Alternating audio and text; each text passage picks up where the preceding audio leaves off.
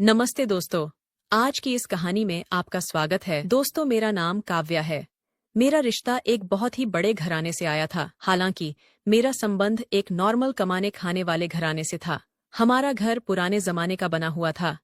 मेरी बुआ ने जब मम्मी को ये बताया कि तुम्हारी बेटी की तस्वीर देखते ही उन लोगों ने इशारा कर दिया है कि हमें इसी लड़की को अपने घर की बहू बनाना है। सच कहूं तो मुझे तुम्हारी बेटी की किस्मत पर और उसकी खुशनसीबी पर बड़ी हैरत है। आजकल की लड़कियों की ऐसी किस्मत कहाँ होती है। मेरी मम्मी तो ये सब सुनकर खुश हो रही थी।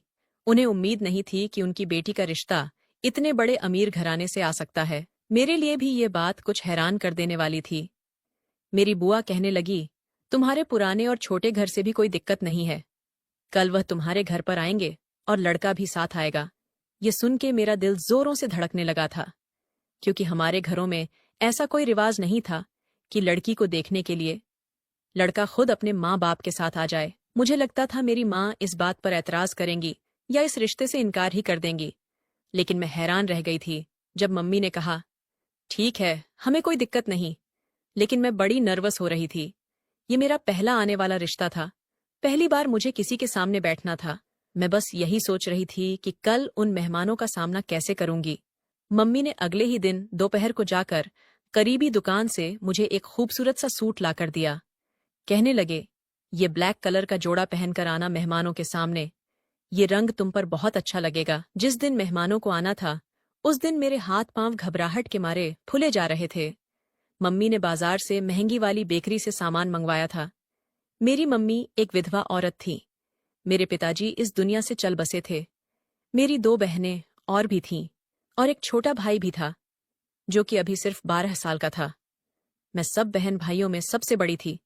मम्मी ने बुआ से साफ कह दिया था कि मैं दहेज में अपनी बेटी को 2 जोड़े कपड़ों से ज्यादा कुछ और नहीं दे सकती। बेशक लड़का शक्ल सूरत का आम हो, बस कमाता इतना हो कि मेरी बच्ची को इज्जत की रोटी खिला सके। मेरी और कोई डिमांड नहीं है। बस उनसे कहना दहेज नहीं दे पाएंगे। लेकिन मेरी किस्मत में शायद कुछ और ही लिखा था। पहला ही रिश्ता मेरा बहुत ही घराने से आया था। मेहमानों के आने से पहले हर चीज हमारे घर में तैयार थी। लेकिन जब वह लोग घर पहुंचे तो लड़के का मूड काफी खराब था। शायद हमारा पुराना सा घर देखकर, छोटी छोटी गलियां देखकर उसको यह सब बुरा लगा होगा। वह तो आलीशान बंगले से आया था, बड़ी सी गाड़ी में बैठकर आया था। उसकी बड़ी सी गाड़ी कहाँ हमारी इन तंग गलियों से गुजर पाई होगी। उसे गाड़ी लाने में भी बड़ी परेशानी हुई होगी। इसीलिए शायद उसका मूड खराब था।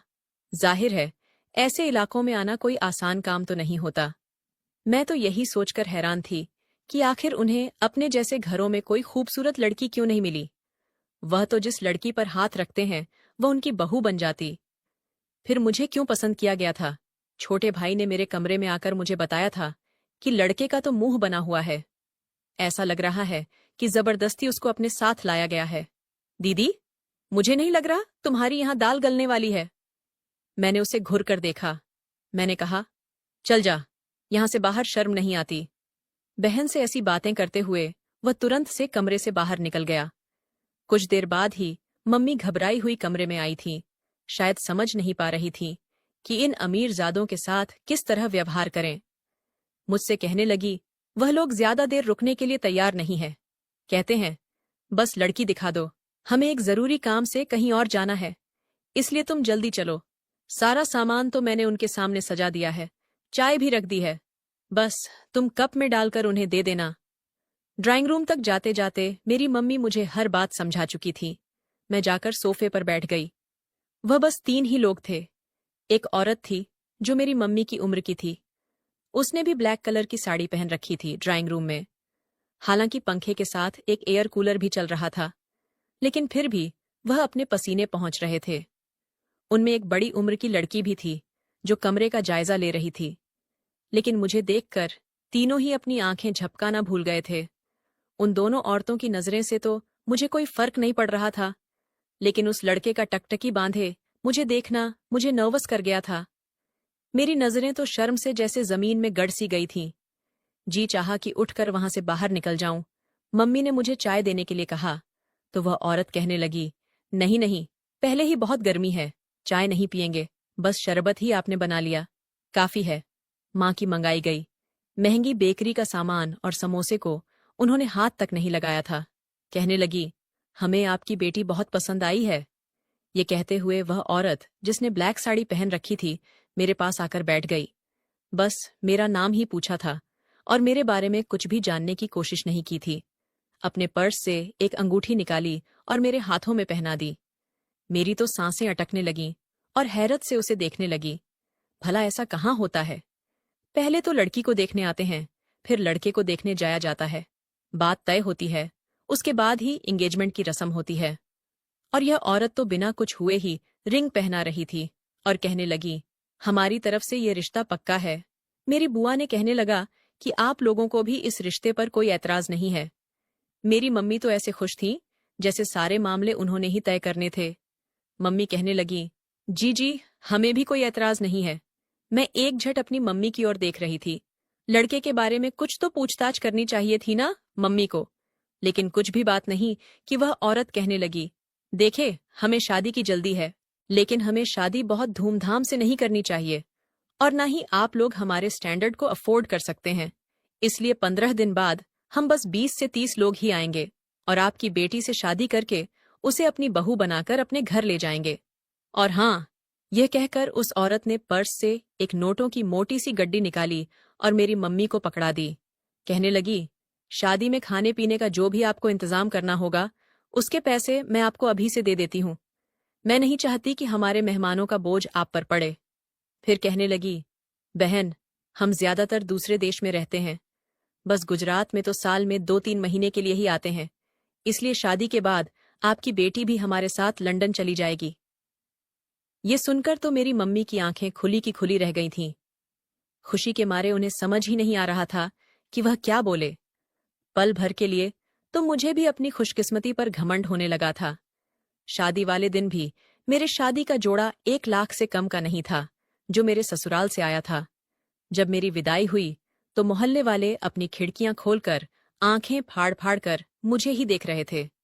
अपने आप पर मैं गर्व से फूली नहीं समा रही थी। मैं अपनी किस्मत पर खुशी से चहक रही थी। भले ही मेरा पति देखने में आम शक्ल सूरत का था, लेकिन उसकी दौलत उसकी पर्सनैलिटी को निखारने के लिए काफी थी। न मुझे उसकी सांवली रंग से कोई दिक्कत थी, न ही उसके भद्दे नयन नक्श से, क्योंकि उसके पास बेइंतहा दौलत थी। गाड़ी बंगले के सामने जाकर रुकी थी। इतना बड़ा बंगला तो मैंने कभी सपने में भी नहीं देखा था। कुछ रस्मों रिवाज के बाद मुझे कमरे में पहुंचा दिया गया था। इतना बड़ा कमरा खूबसूरत फर्नीचर से सजा हुआ था। राजेश कमरे में दाखिल हुआ तो मैं सिमट कर बैठ गई। वह मेरे सामने बैठकर ही मेरी तारीफों में डूब गया और मेरी तारीफ करने लगा। कहने लगा, जब मैं तुम्हारे घर आया था तो सच बताओ, मेरा मूड बहुत खराब था कि जाने मेरी माँ मुझे कहाँ लेकर आई है, लेकिन जब मैंने तुम्हें देखा तो मैं अपने आप को खो बैठा था। राजेश की संगत में कुछ दिन तो बहुत अच्छे गुजरे थे, लेकिन उसके घर के तौर तरीके सीखने में मुझे बहुत समय लगा था। मेरी सास मुझे ज्यादातर फैंसी साड़ियां ही पहनने के लिए देती थीं, जो ज्यादातर स्लीवलेस हुआ करती थीं। एक पर्सनल मेरे लिए नौकरानी भी रखी थी, जो मुझे चलने फिरने के, उठने बैठने के तरीके सिखा रही थी। मैं वैसे बहुत ही साधारण लड़की थी। सुबह जल्दी उठकर पूजा पाठ करना, भगवान की आरती करना मुझे बहुत अच्छा लगता था, लेकिन यहां आकर मेरा यह सब कुछ छूटने लगा था। राजेश कहने लगा, लंदन में हमारा जिस अपर क्लास फैमिली से संबंध है और मिलना है, वहां उठने बैठने के तौर तरीके बहुत अलग है। मैं नहीं चाहता जब तुम मेरे साथ लंदन जाओ तो तुम उनके तौर तरीकों से अनजान रहो और बीच में हमारी इंसल्ट हो जाए। कांटे चम्मच से खाना खाना, किसी मॉडल की तरह से ऊंची हील पहनकर मटक मटक कर चलना, यह थे उनके तौर तरीके जिन पर उन्हें गर्व था। लेकिन मुझे यह सब बनावटी सा लगता था। मैं अपने पति की खुशी के लिए यह सब कर रही थी। जो साड़ियां मेरी सास मुझे पहनने के लिए देती थी, वह बहुत ही फैशनेबल होती थी। स्लिप की और बड़े बड़े गहरे गले। पहले तो मैं उन्हें पहनते हुए शर्म महसूस करती थी, बार बार खुद में सिमट लगती थी। साड़ी के पल्लू से कभी अपनी कमर को छुपाने की कोशिश करती तो कभी अपने गले को छुपाने की कोशिश करती, लेकिन गले इतने गहरे होते थे कि मुझे छुपाना मुश्किल था। मैंने तो कभी हाफ स्लीव कुर्ते भी नहीं पहने थे, हमेशा फुल स्लीव वाले कपड़े ही पहनती थीं।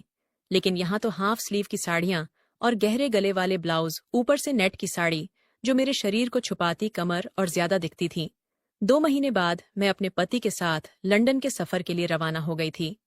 मेरे लिए हैरत की बात यह थी कि मेरी सास और नंद मेरे साथ नहीं गई थीं। सिर्फ मेरा पति ही मेरे साथ गया था।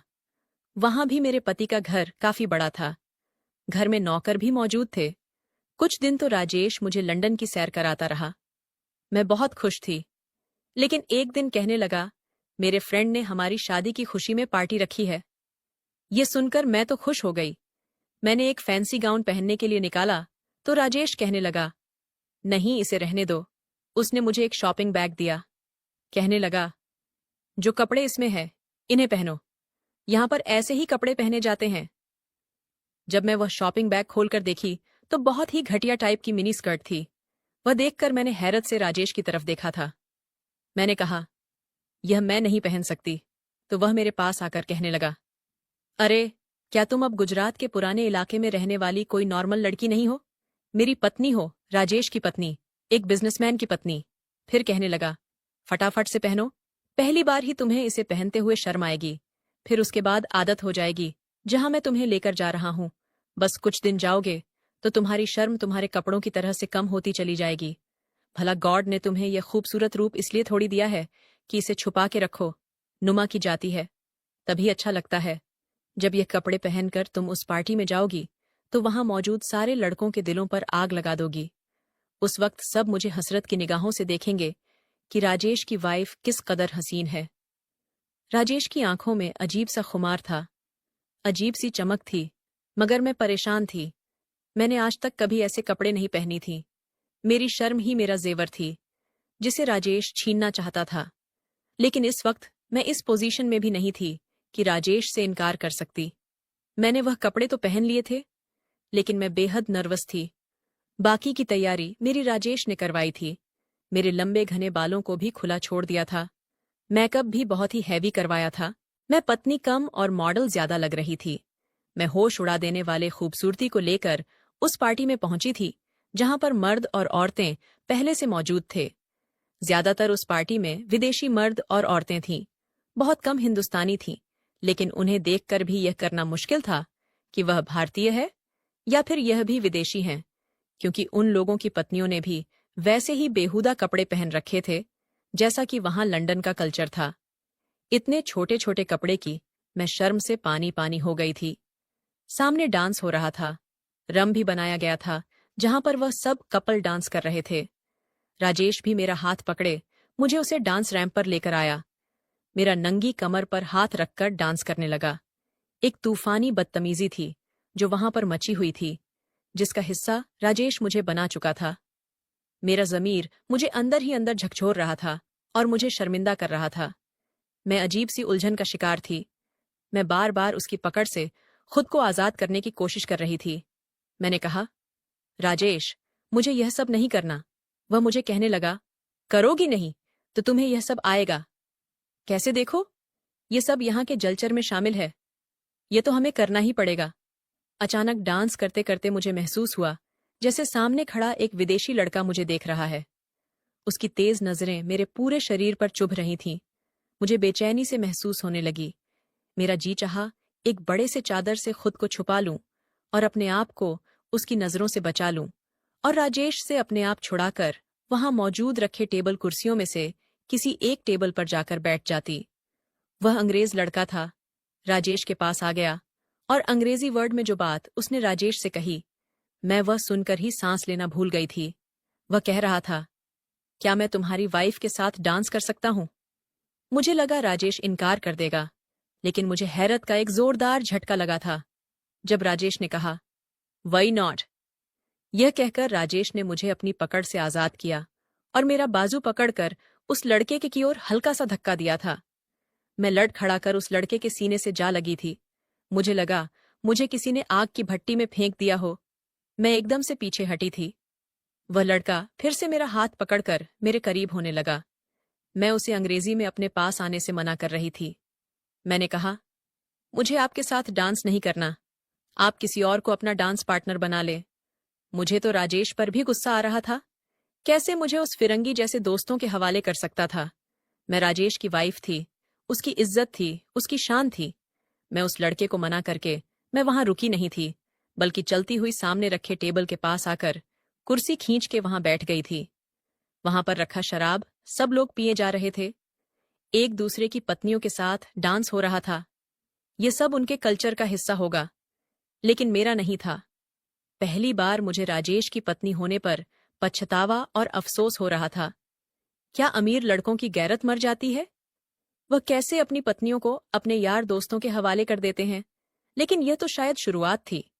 इसका अंत तो इससे भी ज्यादा घिनौना और घटिया था। राजेश भी गिलास उठाकर शराब पी रहा था। अपने दोस्तों की पत्नियों के साथ रोमांटिक डांस भी कर रहा था। यहाँ दौलत थी, शराब थी, शबाब था। आने वाले सभी अमीर लोग थे, लेकिन यहाँ न शराफत थी, न शर्म थी, और न ही हमारे हिंदुस्तानी सभ्यता थी। ये सब देखकर ना चाहते हुए भी मेरी आंखों से आंसू बहने लगे थे। लेकिन तभी मुझे अपने ऊपर एक चुभती हुई नजर सी महसूस हो रही थी। मैंने चारों तरफ देखना शुरू किया कि ऐसा कौन है जो मुझे इतनी देर से देख रहा है, कि अचानक से मेरी नजर उसी लड़के पर पड़ी जो राजेश से मुझे डांस करने की इजाजत ले रहा था। वह खामोशी से कोने में खड़ा गिलास में शराब डाले एक एक घूंट भर रहा था और मुझे देख रहा था। जैसे ही उससे मेरी नजरों का टकराव हुआ, वह मुस्कुराने लगा, लेकिन मैंने अपना रोख दूसरी तरफ फेर लिया था। कुछ देर बाद ही वह चलता हुआ मेरी टेबल के पास आ गया। मुझसे बैठने की इजाजत मांगने लगा, लेकिन मैं तो उसकी तरफ देखा तक नहीं था। बस माथे पर बल डाले अपने गुस्से का पूरा पूरा इजहार कर रही थी, लेकिन वह मुस्कुराते हुए कुर्सी खींच के बैठ गया। मुझे हैरत उस वक्त हुई जब उस लड़के ने हिंदी में बात करना शुरू की। वह अटक अटक कर हिंदी बोल रहा था, लेकिन शब्द साफ थे। कहने लगा, तुम हिंदुस्तान से आई है ना? मैंने कहा, आपको कैसे पता? कहने लगा, तुम्हारी यह शर्म हया से लगता है। हमने देखा है, हिंदुस्तान की औरतें दूसरे मर्दों से गले मिलने को बुरा समझती हैं। मैंने कहा, बुरे को बुरा ही समझना चाहिए। मैं यह सोच चुकी थी कि अब राजेश की कोई बात भी मैं नहीं मानूंगी। वह तो मुझे मेरे धर्म सभ्यता से ही दूर कर देगा। मुझे यह भी याद आने लगा कि जब से मेरी शादी हुई थी, मैं वक्त पर भगवान की पूजा अर्चना भी नहीं कर पा रही थी। न जाने शादी को कितना समय हो गया था, और मैं अपने भगवान के सामने बैठकर उसकी पूजा नहीं की थी। इस तरह तो मैं अपने भगवान से, अपनी सभ्यता और अपनी संस्कृति से दूर हो जाऊंगी। अभी भी वह लड़का मुझसे बात कर ही रहा था कि जब राजेश मेरी टेबल के पास आ गया। वह लड़का कहने लगा, राजेश, मुझे तुम्हारी पत्नी बहुत पसंद है। राजेश सुनकर बहुत खुश हुआ था। वह लड़का मेरे रुखसार की तारीफ करने लगा। रुखसार कहते हैं चेहरे को, और कभी मेरी आंखों की, कभी मेरे बालों की, कभी मेरे फिगर की तारीफ करता। परंतु यह सब सुनकर मुझे उस पर गुस्सा आने लगा था, लेकिन राजेश मुस्कुरा रहा था। वह लड़का कहने लगा, मुझे तुम्हारी पत्नी की एक चीज बहुत अच्छी लगी है, कभी बताऊंगा कि वह चीज की है। उस आदमी की बात सुनकर मेरा दिल बेचैन ऐसा हुआ था। मैं यह प्रार्थना कर रही थी कि जल्द से जल्द यह पार्टी खत्म हो और मैं घर वापस जाऊं, और फिर ऐसा ही हुआ था। मैं घर आई तो मैंने राजेश से साफ कह दिया कि मैं दोबारा ऐसी किसी पार्टी में नहीं जाऊंगी और ना ही ऐसे कपड़े पहनूंगी। मैं कोई बेशर्म और इतनी आजाद ख्याल टाइप की लड़की नहीं हूं जो इन तौर तरीकों पर चलूं। मेरी बात सुनकर राजेश गुस्से में आ गया। कहने लगा, क्या मतलब है तुम्हारी? उसके बाद जो बात राजेश ने मुझे कही, वह सुनकर मेरे होश उड़ गए। राजेश कहने लगा, मैंने तुमसे शादी इसलिए नहीं की कि तुम्हें 7 पर्दों में छुपाकर रखूं। तुम जैसी गरीब लड़की से मैंने शादी इसलिए कि तुम बहुत खूबसूरत हो। मैं तो तुम्हारी खूबसूरती की नुमाइश करना चाहता हूं, इससे ऐश करना चाहता हूं, सबको दिखाना चाहता हूं कि मेरी पत्नी आधे अधूरे कपड़ों में कितने लोगों के होश उड़ा सकती है। तुम नहीं जानती, औरत जितने छोटे कपड़े पहनती है उतनी ही पटाखा लगती है। मुझे राजेश की बातें सुनकर अफसोस हो रहा था। मैंने कहा, राजेश, मैं तुम्हारी इज्जत हूं, तुम्हारी पत्नी हूं, तुम्हें शर्म नहीं आएगी? मुझे अपने दोस्तों के सामने ने यूं छोटे कपड़े पहनाकर भेजते हुए वह कहने लगा, यह सब यहां गलत नहीं समझा जाता। मैंने भी 2 टूक अंदाज में कह दिया, मैं ऐसा कुछ भी नहीं करूंगी। वह कहने लगा, तुम वही करोगी जो मैं चाहता हूं, वरना मैं तुमसे यह सब जबरदस्ती भी करवा सकता हूं। कौन है यहां जो तुम्हें मुझसे बचा लेगा? राजेश की बातों से मुझे अब डर लगने लगा था। राजेश के सोने के बाद में भगवान के सामने जाकर खड़ी हो गई थी और अपनी इज्जत और अपनी धर्म की सुरक्षा की भीख रो रो कर मांगने लगी थी। मैं इस दलदल में नहीं फंसना चाहती थी। अगले दिन मैंने अपनी हिंदुस्तानी ड्रेस निकाली। मैं सोच चुकी थी कि मैं दुनियावी जिंदगी की खातिर अपनी इज्जत और अपने धर्म को खराब नहीं करूंगी। राजेश अभी ऑफिस से वापस नहीं आया था।